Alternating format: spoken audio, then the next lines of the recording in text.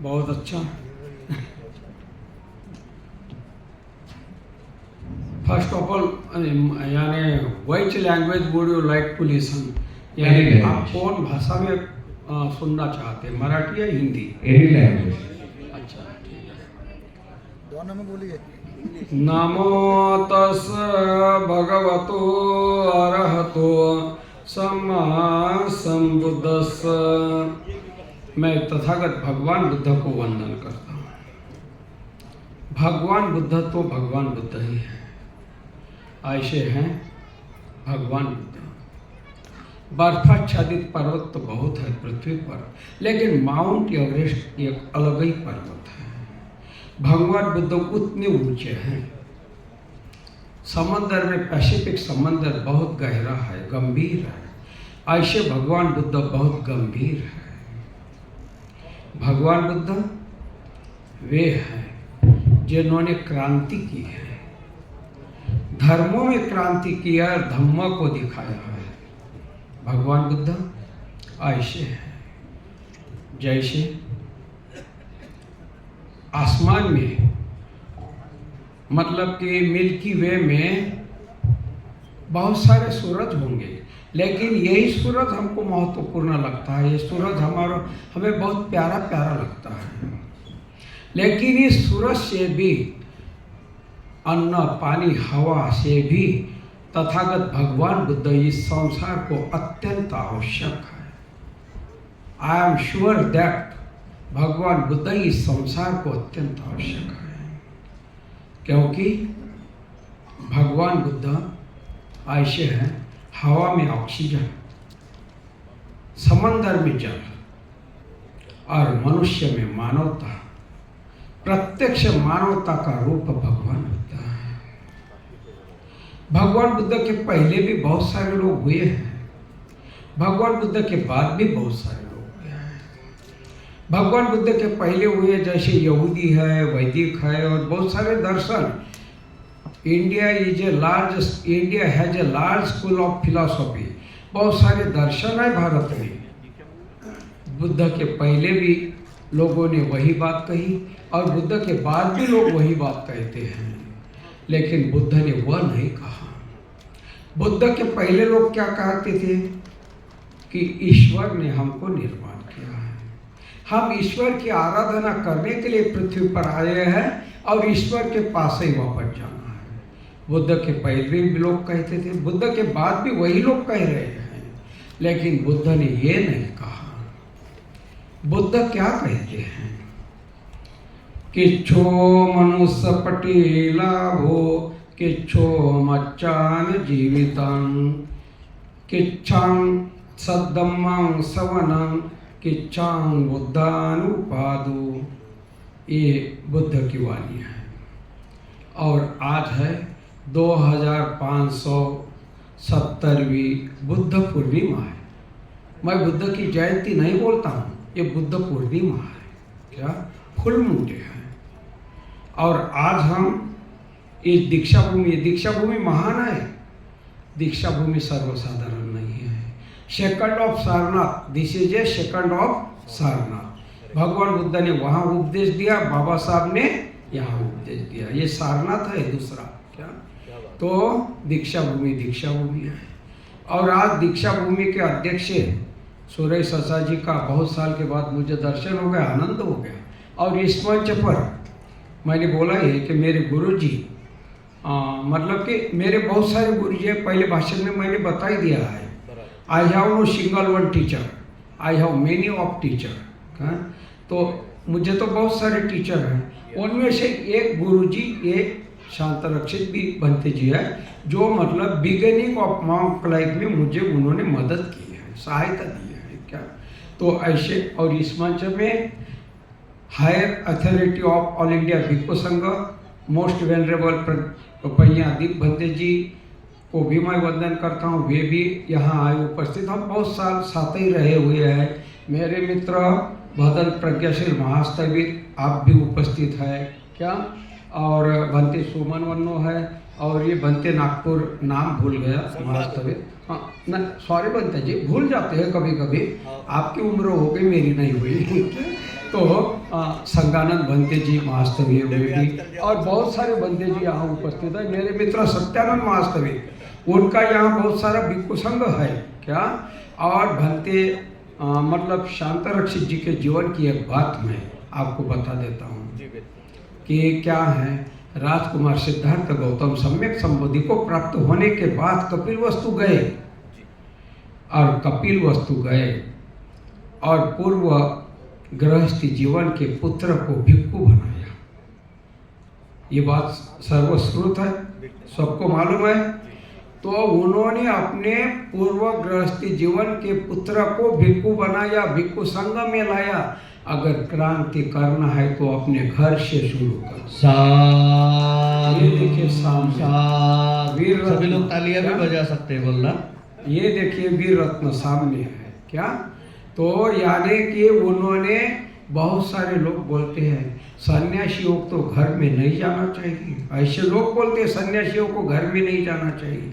वे सन्यासी घर में न जाए जिन्होंने गांव में चोरी की, वो मारकाट की और भाग करके सन्यासी बन। हम वैसे वाले नहीं हैं, हम तो गांव वाले के साथ हृदय के साथ सबके साथ सबकी अनुमति लेकर के भंते जी बने हो। हम क्यों न जाए गांव में।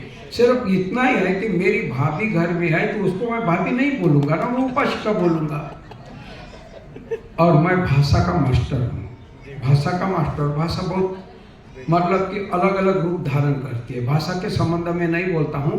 पहले मुझे ये बता देना है कि how many minutes are here in my account. मेरे अकाउंट में कितने मिनट है? Only 10 minutes. Now you pass a few minutes. You have a few minutes also. नहीं, offer me only 10 minutes from आगे। हाँ यस ओके। तो मैं आपको ज़्यादा बात तो नहीं बताता हूँ। तो भंते जी का हम सत्कार करते हैं, गुरुत्कार करते हैं और वो भी दीक्षा भूमि पर। और दीक्षा भूमि के अध्यक्ष भी ससाई जी को मैंने अभी देखा है, मुझे आनंद हो गया उनको मिल करके। और भिक्षु संघों को भी मिल करके मुझे बहुत आनंद हो गया। मैं तो इसलिए आया हूँ कि सब हम भिक्षु लोग साथ में रहना चाहिए, इसीलिए आया हूँ। सबकी मुलाकात हो गई, आनंद हो गया। उपासक लोग भी बहुत अच्छी तरह से, आज दीक्षा भूमि बहुत सुगंधित लग रही है, हमेशा ही लगती है लेकिन आज दीक्षा भूमि बहुत सुगंधित लग रही है। मैंने पहले ही बोला हम थाईलैंड, श्रीलंका, ब्लाओस, जापान के तो संगदान पाए हैं, लिए हैं, लेकिन बाबा साहब के स्टूडेंट के द्वारा संगदान ये शायद पहले हुए भी होंगे, लेकिन मेरे ख्याल में अभी ये पहला ही दिख रहा है क्या। तो मैं आपको बुद्ध के तरफ ले चलता हूँ, क्योंकि बुद्ध की आवश्यकता इस संसार को बहुत अत्यंत आवश्यक है। हवा, पानी, जल से भी अत्यंत आवश्यक है। मैं वहीं ले जाता हूँ और एक कन्फ्यूजन स्पष्ट करना चाहता हूँ। बुद्धिज्म में कन्फ्यूजन क्यों है वो भी स्पष्ट करना। इसके लिए पहले मुझे आपने याचना करनी चाहिए। याचना करेंगे तो ही मैं बताऊँगा। तो मेरे साथ याचना करेंगे क्या? मैं जैसा जब बोलूँगा आप बोलेंगे। बोलिए। विपत्ति पटि विहाय सब संपत्ति सिद्धिया, सब संपत्ति सिद्धिया, सब रोग विनाशाय, सब रोग विनाशाय, भवे दीर्घायुदायकं, भवे दीर्घायुदायकं, सब दुख विनाशाय, सब दुख विनाशाय, भवे निब्बान संतिके, भवे निब्बान संतिके, भंते अनुग्रहं कत्वा, भंते अनुग्रहं कत्वा, परितं गुरुथ मंगलं, परित वृथ मंगलम। भंते जी हमारी सब आपत्ति विपत्ति समाप्त होकर के प्रज्ञाशील और सम्यक समाधि की प्राप्ति के लिए और सब संपत्ति की प्राप्ति के लिए, सब रोगों से मुक्त होकर के दीर्घायुष्य होने के लिए, सब दुखों से मुक्त होकर मानवता के प्रति निर्दोष और निष्कलंक ऐसे निब्बान को प्राप्ति के लिए हमें उपदेश दीजिए। तो मैं ये कन्फ्यूजन दूर करना चाहता हूँ जो आज तक के बुद्ध विचारवंतों के बीच में चल रहा है। आखिर बुद्ध के सिद्धांत समझ में क्यों नहीं आते हैं? मैं एक आज तक के आपने जो बात नहीं सुनी वो बताना चाहता हूँ, क्योंकि मेरा कर्तव्य है। पहले मैं कुछ भी नहीं था। जब बुद्ध गया मैं दलाई लामा को मिला, दलाई लामा को मिला, सत्यनारायण गोयनका जी को मिला। उनको मैंने कोई प्रश्न नहीं पूछे, क्योंकि मैं उस समय कुछ भी नहीं था। आप सब लोग जानते हैं। आज जो बात अलग है, लेकिन आज भी मैं उतना पारंगत नहीं हूँ, लेकिन पाली साहित्य में काफ़ी हूँ। आप मुझे पाली साहित्य का कोई भी शब्द का अर्थ, कोई भी पैसेज का अर्थ, किसी त्रिपिटक का कोई भी पैसेज मुझे आप पूछ लीजिए, मेरा पढ़ाई हो गया है पूरा। सारे ग्रंथ मेरे पास रखे हैं, मार्क्स लेकर के, वाद लेकर के, बाइबिल सारा पूरा त्रिपिटक। तो मैं आपको एक बात बताना चाह रहा हूँ, कन्फ्यूजन क्यों होता है, बुद्ध के धम्म के तरफ लोग पीट करके क्यों खड़े रहते हैं? क्या पहली बात ये होती है, बुद्ध का धम्म हमको समझ में क्यों नहीं आता है? तो आप बोलते प्रश्न मत पूछो, क्यों नहीं पूछना चाहिए? यानी जितने प्रश्न तथागत भगवान बुद्ध को पूछे इस संसार में, इतना किसी को भी नहीं पूछा। और जितने प्रश्नों के उत्तर तथागत भगवान बुद्ध ने दिए हैं, उतने किसी ने भी नहीं दिए हैं। तो चिकित्सा तो होना ही चाहिए। तो कहने का तात्पर्य है, मैं आपको दो दृष्टियां बताता हूं। अगर आपके पास पेन डायरी हो तो नोट करिए, बुद्ध धम्म में दो दृष्टियां है, मेरा कर्तव्य। एक होता है सांप्रदायिक दृष्टि। कौन सी दृष्टि? मैं ठेठ बुद्ध धम्म की बात कर रहा हूँ। इस मंच का उद्देश्य है हमको बुद्ध के तरफ ले चलो, यही ना? यस। हाँ, हमको बुद्ध के तरफ ले चलो। क्या? तो मैं बाबा साहब को वंदन करता ही हूँ। क्या बाबा साहब सचमुच इस संसार के लिए एक चमत्कार है, चमत्कार। तो बाबा साहब को वंदन करता हूँ और मैं आगे बढ़ता हूँ। सांप्रदायिक दृष्टि का अर्थ आप लिखेंगे, नोट करेंगे इस बात को। सांप्रदायिक दृष्टि, belonging to the next world, मतलब कि belonging to the next world, यानी मृत्यु के बाद की दुनिया, मृत्यु के बाद का संसार, मृत्यु के बाद का सुख, मृत्यु के बाद का दुख। सांप्रदायिक दृष्टि। अगर सांप्रदायिक दृष्टि के आधार पर देखेंगे, धर्म, कर्म, मोक्ष, निब्बान, जन्म और पुनर्जन्म, तो फिर हिंदू मुसलमान ईसाई और बुद्ध में कोई फर्क ही नहीं होता है। फिर बुद्ध धम्म की विशेषता क्या रही? तो सांप्रदायिक दृष्टि ऐसी है, सब में समान है। वो बोलते हैं अनेक जन्म होते, मरने के बाद जन्म होता है, मरने के बाद जन्म होता है, मरने के बाद जन्म होता है, मृत्यु के बाद, यह लोक के मृत्यु के बाद हमारे फिर जब मृत्यु होता है, फिर जन्म होता है, फिर मृत्यु होता है, फिर जन्म होता है। सारे धर्मों में तो यही बातें बताई है। तो सांप्रदायिक दृष्टि पाली साहित्य में भी सांप्रदायिक दृष्टि है, क्योंकि संगीतिकार बुद्ध के शब्द, मतलब कि संगीतिकार भिक्खुओं ने, भानक भिक्खुओं ने, इसमें भी बहुत सारे भिक्खु, भानक भिक्खु होंगे जिनको अगर 4-5 सूत्र याद है। एक भानवार माने 8000 अक्षरों का संच, माने एक भानवार कहते, भानवार 8000 अक्षरों का उपदेश माने एक भानवार होता है। क्या? तो अगर आपको 3-4 सूत्र अगर पाठ है तो एक भानक तो हो ही गए। इसमें कोई दीर्घ भानक है, कोई मध्यम भानक है, कोई विनय भानक है, कोई अभिधम्म भानक है। क्या? तो भिक्खुओं ने मौखिक उसको कंठस्थ करके चलाया जब श्रीलंका में लेखनीबद्ध हो गया त्रिपिटक। तो सांप्रदायिक दृष्टि यानी दोनों अर्थ निकलते हैं इसमें। सांप्रदायिक दृष्टि वाले सांप्रदायिक दृष्टि के विचार से देखते हैं, लेकिन सांद्रेटिक शब्द आपने कभी सुना है? सांद्रेटिक शब्द कभी नहीं सुना ना? सांद्रेटिक शब्द आपने कभी सुना नहीं, आपका कहना है, लेकिन मैं दावा करता हूँ आपने सांद्रेटिक दृष्टि ये बहुत सालों से सुना है।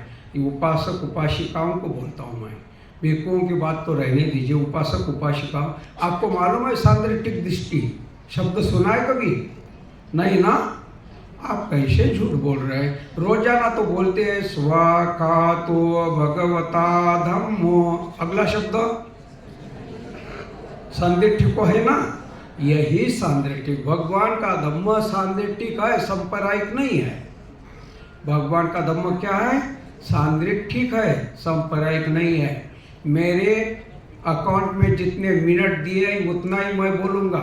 आप बोलेंगे ज़्यादा बोलो तो मैं नहीं बोलने वाला हूँ। क्या देंगे भी नहीं बोलना, मत दो, दूसरी बार सभा लेंगे, क्या फर्क पड़ता है? और नहीं तो यूनिवर्सिटी में रोज बोलना ही पड़ता है। क्या? तो कहने का तात्पर्य है सांद्रेटिक, भगवान का धम्म सांद्रेटिक है, सांप्रदायिक नहीं है। तो सांद्रेटिक दृष्टि के आधार पर यह स्पष्ट करता हूँ।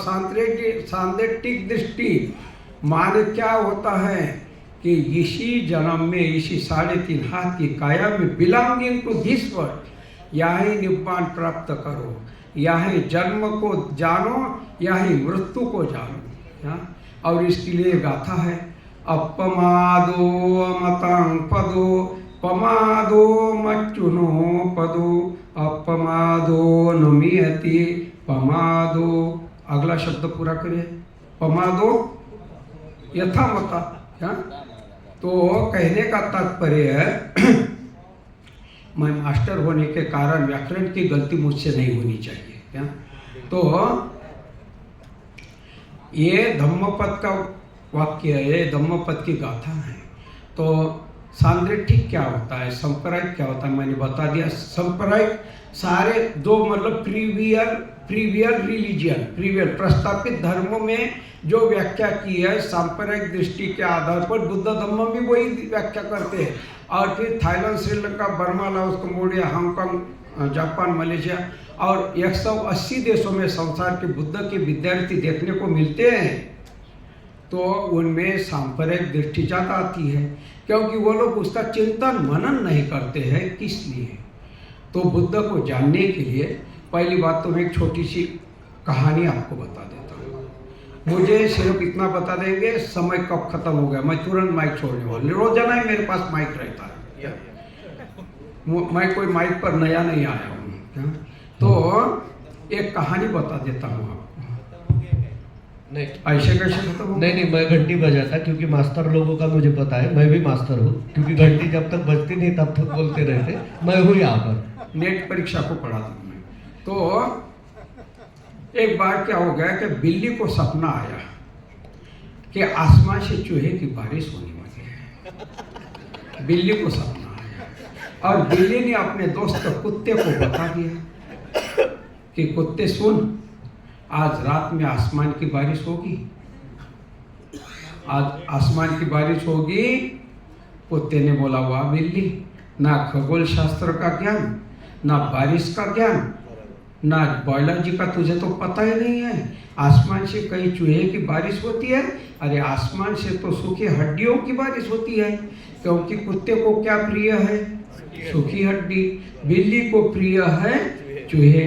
तो इसी तरह से हर एक व्यक्ति के पास ज्ञान है। किसके पास ज्ञान नहीं है?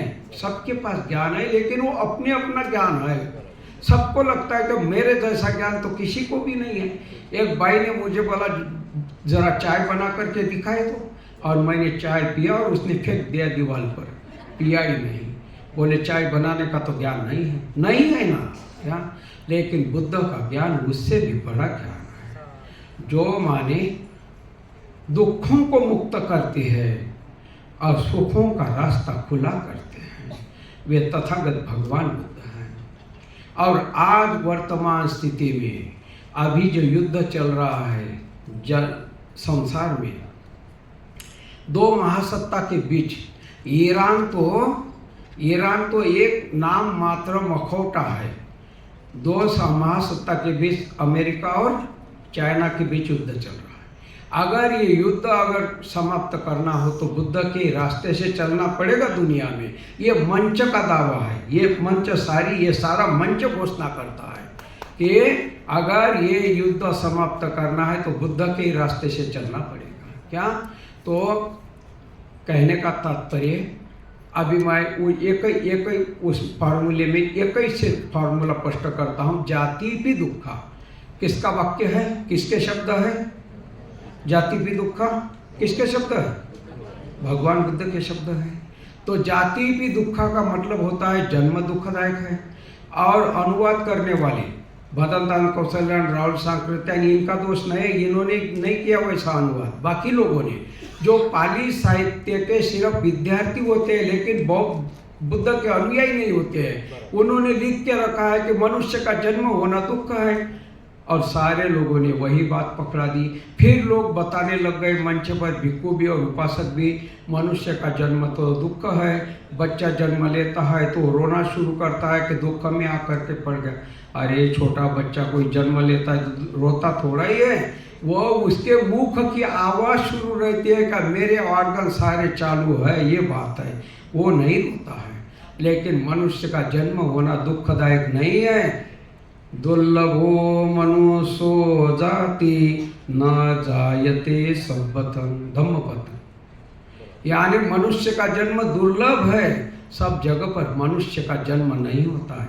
तो अभी मनुष्य किसको कहते हैं ये भी मैं स्पष्ट करना चाहता हूँ कि मनुष्य, ये जो अभी संसद जो जनसंख्या जो है 8 अब्ज जनसंख्या संसार में, इसको मनुष्य नहीं बोलते हैं, इसको तो मनुष्य प्राणी बोलते हैं। मनुष्य प्राणी। तो मनुष्य किसको बोलते हैं? तो मनुष्य उसको बोलते हैं पंचशील पहला सोपान है। ये महामार्ग है मानवता का।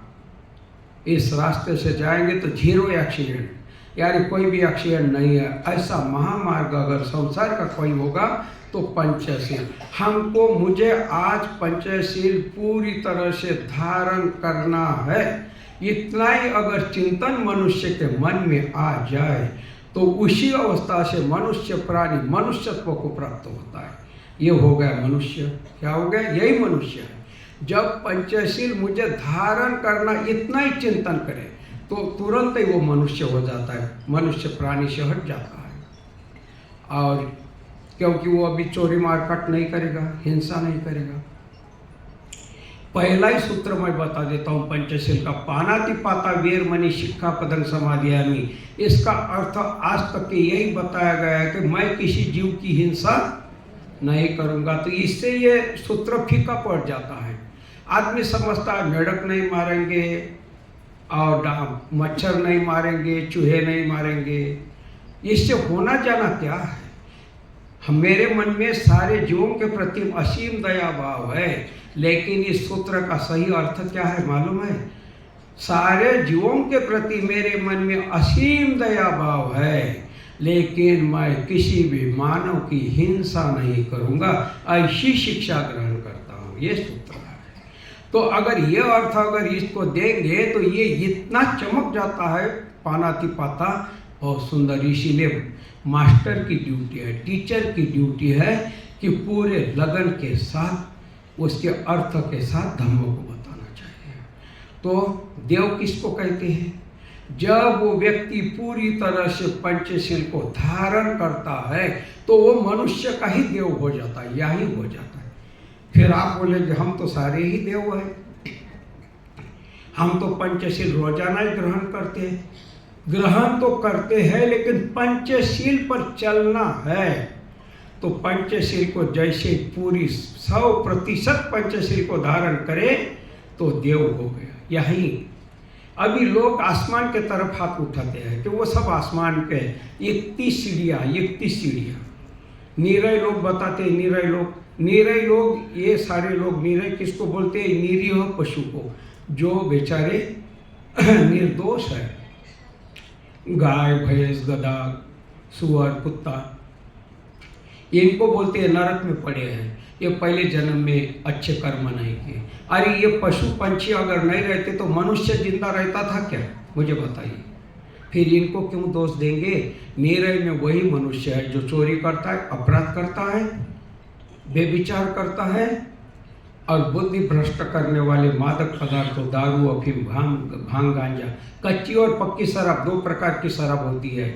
यानी फर्मेंटेशन करके बनाई गई गांजा, भांग, अफीम, चरस, मैंने तो देखी भी नहीं, नाम सुने हैं क्या? और अल्कोहलिक ड्रिंक्स माने शराब, इसको जो पीता है यानी अपनी बुद्धि भ्रष्ट करता है, निब्बन नहीं प्राप्त होता है, तो जो पंचशील का आचरण करता है वो देव होता है। अगली सीढ़ी मैं आपको यह कई सूत्र स्पष्ट करूंगा और मंच से हट जाऊंगा। क्या? तो कहने का तात्पर्य जाति भी दुख का इतना ही मैं स्पष्ट करता हूँ। आज जन्म होना दुख है, तो किसको किसका जन्म होता है? तो सांप्रदायिक दृष्टि से तो मैं यानी भंते कश्यपायन, अभी मेरा ये 34वां वर्षावा चल रहा है। ऐसे तो भिक्खु जीवन को ज़्यादा साल हो गए, लेकिन उपसंपदा 1993 में हुई है। क्या? तो घर तो बहुत पहले छोड़ दिया है। कहने का तात्पर्य कि जन्म किसका होता है?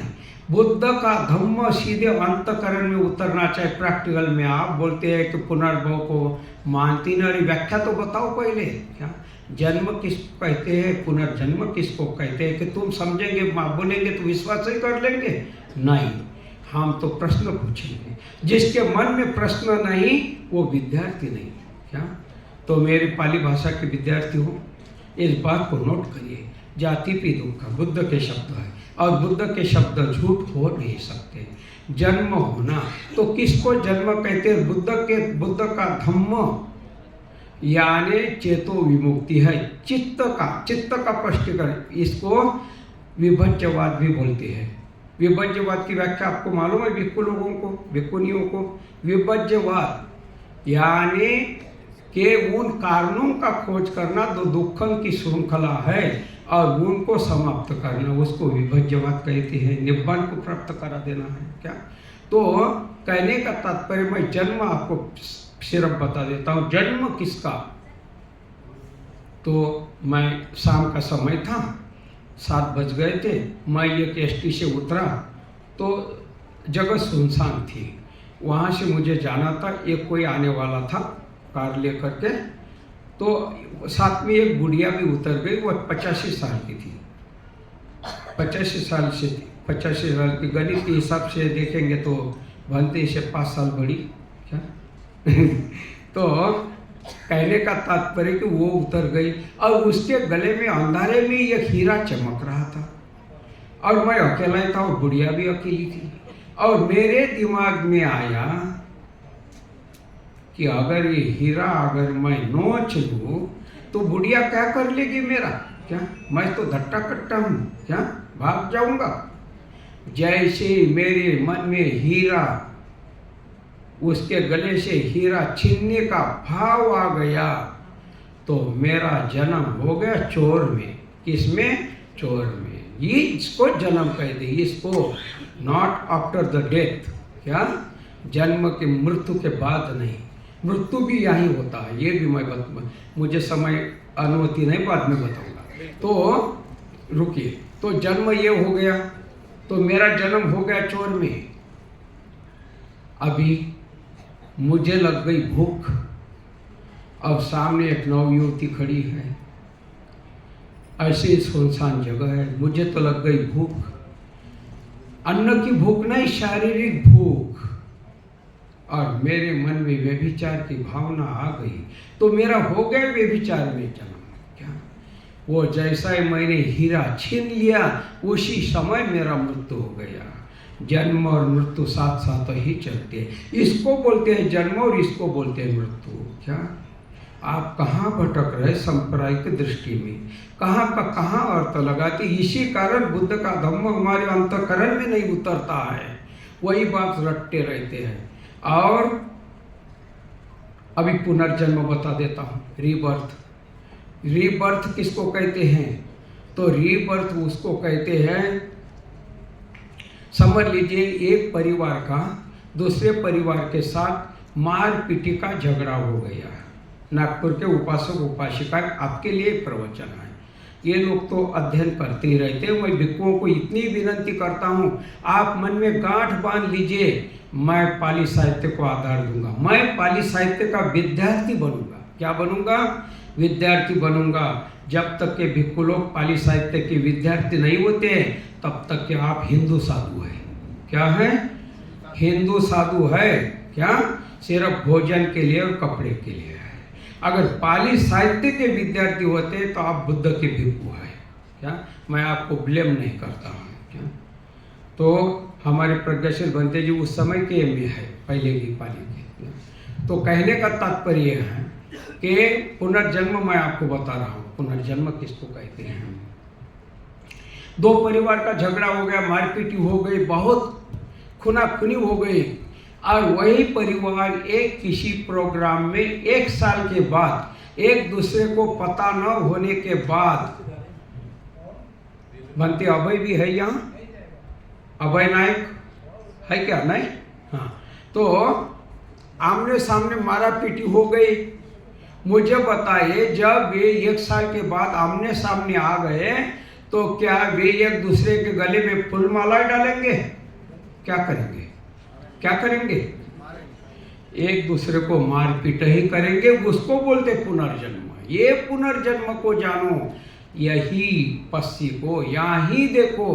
कहाँ ऊपर देख रहे, ऊपर कहाँ रखा है? ये बुद्ध का धम्म वर्टिकल नहीं है। वर्टिकल माने खड़ा नहीं है, ऊपर आसमान में। आसमान में कहाँ बैठा है? सारे ग्रह तारों का खोज लगा लिया ये आर्टिफिशियल इंटेलिजेंस ने। स्वर्ग नगर ऊपर होता तो दिख जाता था क्या, लेकिन यही इस पृथ्वी पर ही है। जैसे कि पहली कक्षा से दूसरी कक्षा में, पांचवी कक्षा में, ऊपर वाली कक्षा में, तो क्या आसमान में जाता है वो? अगर पोस्ट ग्रेजुएट होता तो क्या आसमान में स्कूल है? सिर्फ स्टेज बदल जाती है। तो यही है। तो ये पुनर्जन्म होता है, वो मारपीट हो जाए। अभी मेरे जन्म में 1000 जन्म करके दिखाता हूँ आपको इसी समय। अगर समझ लीजिए कि एक वीकली मार्केट है किसी गांव में, और उसमें मेरे कुछ लोग दिखे जिन्होंने मुझे पहले गाली दी थी, और मैंने 10-12 पत्थर उठाकर गाली दे करके उस भीड़ में फेंक दिए। पत्थर किसी को भी लग गए तो वो भीड़ क्या करेगी? मेरी मुझे ही गाली देगी, मुझे भी पत्थर मारेगी। इसी को बोलते मेरे इसी समय हजारों जन्म हो जाते हैं, और ये जन्म की श्रृंखला चलती रहती है, रुकती नहीं है। इसीलिए तथागत बुद्ध बोलते भिक्खु, बोलते समय बहुत विचार करके बोलो, चलते समय भी बहुत विचार करके बोलो, दूसरों के साथ संबोधन करते हुए भी विचार करके बोलो। क्या? तो जन्म जाति पे दुखा, इसलिए बुद्ध ने कहा वो जन्म होना क्या सुखदायक है? हीरा नोचने वाला, वे विचार करने वाला नहीं ना। तो ये दुख को जानना चाहिए, ये है दुख। अभी निब्बान की व्याख्या बता देता हूँ। मैं बहुत गंभीर, मतलब बहुत लंबे लंबे शब्द नहीं बोलता हूँ क्या, लेकिन निब्बान होता क्या है? नी माने नहीं, और वान माने झंझट, कटकट, तृष्णाओं की झंझट। और क्या होती है तृष्णाएं? राग क्या होता है? मराठी में राग माने क्रोध समझ लेते हैं लोग, नहीं ना। तल्लीनता, उसमें तल्लीन हो जाए आदमी, उसको राग कहते हैं। द्वेष माने दूसरे के प्रति दुर्भावना रखना। और मोह, मोह का मतलब लोभ और मोह एक नहीं होता है। मोह माने भ्रम। यहाँ ये विदर्भ है, या महुआ के पेड़ देखे हैं बहुत सारे लोगों ने, किसी ने पिया भी है क्या? ये भिक्खुओं ने नहीं, उपासकों की बात बोल रहा हूँ। किसी ने पिए भी होंगे महुआ को क्या, तो उसको मोह माने भ्रम। मैं ये जाति का हूँ तो श्रेष्ठ हूँ, मैं ये धर्म का हूँ तो श्रेष्ठ हूँ, मैं ये देश का हूँ तो श्रेष्ठ हूँ। अरे क्या किया तुमने? खाक किया क्या ये सब प्राप्त करने के लिए? मैं पुरुष हूँ तो श्रेष्ठ हूँ, ये भी बात लोग बोलते कि नहीं क्या? तो ये सारा का सारा अहंकार रूपी मोह है। इस तृष्णा को समाप्त करने का नाम है निब्बान। निब्बान का सही अर्थ है निर्दोष और निष्कलंक जीवन को प्राप्त करना है। गाली तो लोग देते ही रहेंगे, अच्छे भी घोड़े को चाबुक फटकारते लोग, और बुरे भी घोड़े को फटकारते, उसकी फिक्र नहीं करना, और भविष्य की भी चिंता नहीं करना है। राइट नाउ क्या, यानी मेरे घड़ी में 1:10, इसी समय में मुझे निब्बान प्राप्त होना है। तो भाई 35% से तो पास हो जाते हैं ना। अरे मैं बोलता हूँ बुद्ध का 1000वां अंश हमारे बीच में आ जाए तो बहुत कुछ हो गया। आज की सभा में भंते जी के जन्मदिन के शुभ अवसर पर और इस दीक्षा भूमि पर मुझे भंते जी आमंत्रित किए। इतने सारे भिक्षुओं की भेंट मुलाकात हुई, भंते जी का आशीर्वाद मुझे प्राप्त हो गया। और रही बात दूसरी कि मुझसे अगर आप लोगों को किसी को पाली सीखना है तो मेरा फ़ोन नंबर आप ले लेंगे, कांटेक्ट करेंगे। पाली साहित्य के संबंध में, पाली साहित्य के संबंध में ये मैं दावा नहीं करता हूँ कि मुझे सब कुछ समझता है, लेकिन आपकी भूख पूरी हो जाएगी क्या। बस आखिर में ये बुद्ध पूर्णिमा है, बुद्ध पूर्णिमा की मैं शुभेच्छा तो नहीं देता हूँ, लेकिन इतना जरूर कहता हूँ संसार को किसकी आवश्यकता है। बस इतना ही होप करता है, आई होप दैट बुद्ध के जैसा ही संसार के लोगों का अंतकरण हो जाए, यही मैं भावना करता हूँ। तो संसार के सारे कलह मिट जाएंगे। इसी कलह के कारण दुनिया में सिद्धार्थ गौतम ग्रह त्याग किए थे और इसी कलह समाप्ति का रास्ता है निब्बान। यही सब लोगों को इसका अल्प अंश भी प्राप्त हो जाए इस दिशा भूमि पर भंते जी के जन्मदिन पर। तो ये भंते जी का आशीर्वाद है हमारे लिए, सबके लिए। पुनः मुझे आयोजक श्रीपाद पहले तो बोल रहे थे कि मेरी आपने भैंसे मार दी क्या, मैं नहीं आपका नाम लिखूंगा, अब यह नाम लिख दिया। तो धन्यवाद ज्ञापित करता हूँ कि आपने मुझे समय दिया, बहुत सुंदर है। मेरे मित्र यहाँ भंते जी सत्यानंद भंते जी है, प्रज्ञाशील भंते जी है, सुमन वन्नो है, इनका नाम ही भूल जाता हूँ, और बहुत सारे भंते जी हैं। क्या जानबूझ के नहीं जानबूझ के नहीं क्या ना। हाँ, तो पुनः सबको अनुमोदन करता हूँ पुनः। नहीं भंते जी। तो सुखिता निरोगा निदुखा निब्बान पच्चो, क्या सारे दुखों से मुक्त होकर। लेकिन सारे दुखों से मुक्त होना कहने से नहीं है, स्वयं करना पड़ता है, जानना है यही है सब कुछ। मैं सांद्रेटिक दृष्टि वाला व्यक्ति क्या, लेकिन उच्छेदवाद में नहीं जाऊंगा और बाकी चर्चा बाद में करेंगे। कुछ Very nice.